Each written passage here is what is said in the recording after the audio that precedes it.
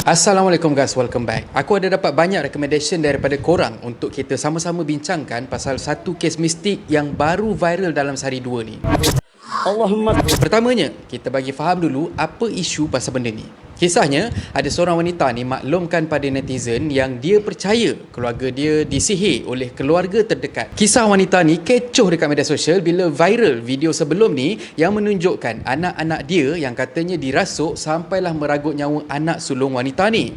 Wanita ni katanya ada minta bantuan dari seorang ustaz yang bantu keluarga dia untuk buang sihir yang terkena dekat keluarga ni. Kata wanita ni, sebelum ni memang ada beberapa sesi rawatan yang agak mencurigakan daripada pengamal perubatan ni, tapi bila disoal, katanya ustaz ni tak nak jawab. Fast forward, anak-anak wanita ni yang lain pula turut sama sakit sampailah diorang terpaksa minta bantuan dari pengamal perubatan untuk pulihkan balik ahli keluarga wanita ni.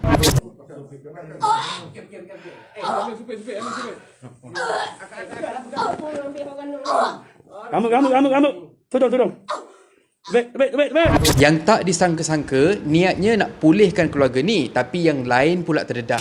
Pengamal perubatan yang cuba untuk bantu keluarga ni pada mulanya rasa lain sebab rawatan dorang ni seolah-olah diganggu. Dan setelah hampir selesai, dorang cek satu beg yang ada dekat situ dan bila diperiksa, terbongkarlah satu aib yang mengejutkan.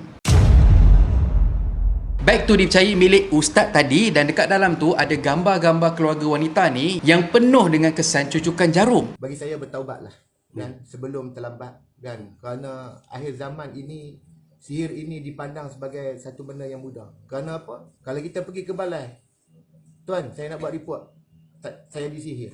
Tidak ada akta yang boleh nak didakwa apa kerana sihir itu.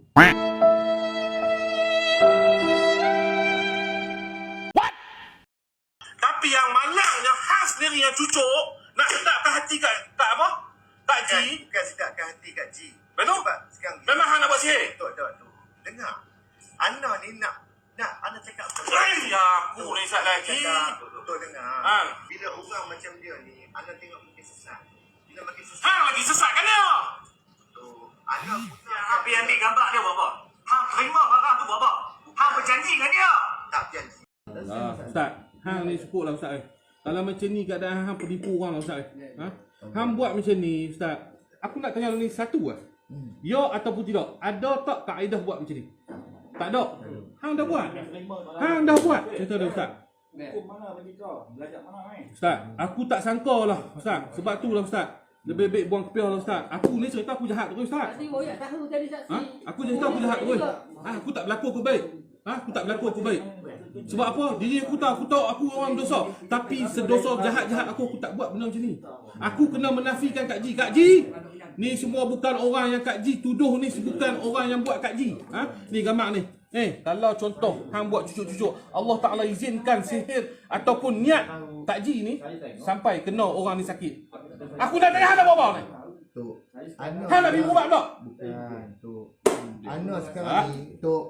Pertama sekali, memang terang-terang tak ada kaedah perubatan Islam yang macam ni. Ini aku nak sampaikan kepada non-Muslim dan juga kepada mereka yang mungkin tak arif pasal ilmu perubatan Islam. Aku pun tak adalah arif, tapi memang dah biasa lalu benda-benda macam ni kan. So kita share sama-sama. Kedua, ikutkan penjelasan, ada dua versi pasal ustaz ni. Yang pertama ialah yang dilaporkan oleh media dan netizen, iaitu Ustaz Jadian ni sebenarnya bersubahat dengan wanita yang aku letak nama sebagai Kak untuk buat sihir pada keluarga dia yang lain, adik dia ke kakak dia something lah. Tapi terkena tempiasnya dekat anak-anak Kak X ni yang lain, seperti mana yang kita dapat tengok dekat dalam video sebelum ni. Boleh tak lepas ni aku nak tukarkan perkataan ustaz tu kepada lelaki? Aku rasa tak selesa nak gelarkan orang macam ni sebagai ustaz. Kadang-kadang kita sakit ni bukan disebab sihir. Kadang-kadang hang tutup mulut. Hang tutup mulut. Disebabkan sihir ni tuan-tuan, disebabkan sikap kita, perbuatan kita. Hati kita yang kotor. Kita duk kata orang nu buat kita fitnah orang nu buat kita. Kita macam-macam. Cakap tak elok kat orang. Lepas tu bila orang kena, orang berdoa, ini kifarah. Ni beg dia ni. Ni bukti ni. Kifarah pada Allah. Mana siapa nak boleh berubat? Yang jadi mangsa siapa? Anak-anak Kak Ji. Kak Ji, taubatlah Kak Ji. Taubatlah. Jangan buat kerja macam ni. Ni bangang ni terus support pula. Jadi bila kita kena kifarah, kita dengan perbuatan kita, Allah Ta'ala balas kita. Anak kita sakit. Satu mati meninggal. Ingat, ini semua di atas perbuatan jahat kita, niat busuk hati kita pada orang. Versi yang kedua, versi dari Kak X pula. Dia minta bantuan lelaki ni untuk tolong ubatkan ahli keluarga dia. Versi yang kedua, versi dari Kak X pula. Dia minta bantuan lelaki ni untuk tolong ubatkan keluarga dia. Lelaki ni minta dia tunjukkan siapa dan Kak X ni tunjukkan gambar. Tanpa Kak X ni sangka yang lelaki ni print gambar-gambar ahli keluarga dia untuk tujuan yang meragukan. Jadi versi mana yang betul? Wallahualam. Kecuali kalau dia tak tahu yang sihir ni ada tempias dan tempias tu terkena pula kepada anak dia. Wallahualam juga. Pada aku nak berkongsi kisah sendiri. Sama ada sama ataupun tak, itu korang nilai sendiri. Benda macam ni memang pernah berlaku di kalangan keluarga aku. Aku pernah cerita sebelum ni dekat slot sembang angka dan juga dekat video-video seram aku yang lain. Khianat dalam keluarga ni jadi bukan sebab apa tau. Sebab dalam kes aku, sebab harta. Jenis nak bolot harta pusaka sampai sanggup cincang darah ahli keluarga sendiri. Sebab itu untuk aku, kalau kata ada harta daripada mak ayah aku, adik-beradik aku yang lain nak ambil lah. Sebab benda yang paling penting pada aku ialah ikatan keluarga. Harta boleh cari weh, tapi ahli keluarga kita ialah anugerah Tuhan yang kita patut jaga sampai bila-bila. Sebab tu juga ahli keluarga aku yang berbuat khianat tu, aku tetap layan macam biasa. Korang kena ingat, sihir ni semua berkait dengan iblis, syaitan dan jin.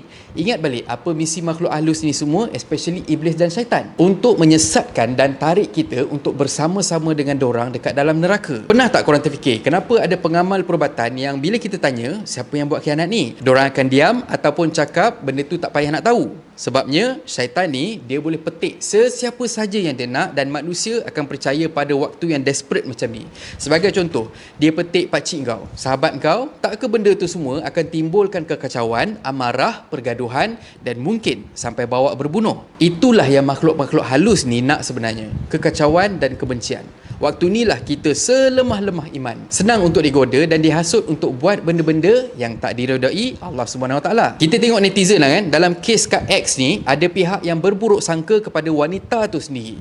Ada yang berburuk sangka kepada adik-beradik wanita tersebut, ada yang berburuk sangka pada profession ustaz disebabkan oleh lelaki tersebut. Pergi balik macam mana pun, godaan syaitan dah pun masuk dalam jiwa netizen. Aku sendiri pun tak terkecuali. Dalam masa yang sama, aku rasa ada antara kita yang pernah kena ataupun dengar pasal benda ni. Kadang-kadang ada pengamal sihir ni berpura-pura nak bantu kita, tapi sebenarnya sama ada dia nak cuba ilmu yang dia baru belajar ataupun tengah belajar tu, ataupun mungkin yang dia dah lama belajar, atau dia nak buang bisa atau saka yang ada pada dia dan transfer pada orang lain. Benda ni semua kita kena titik beratkan sebelum kita terima bantuan dari sesiapa. Paling asas ialah kita kena pastikan tak ada objek-objek mencurigakan yang jadi medium dalam kaedah rawatan. Sebagai contoh, kemenyan, asap, pulut, jarum dan sebagainya. Kalau ada, angkat kaki, ciao. Tu semua syikin dan kaedah sindik, sihir.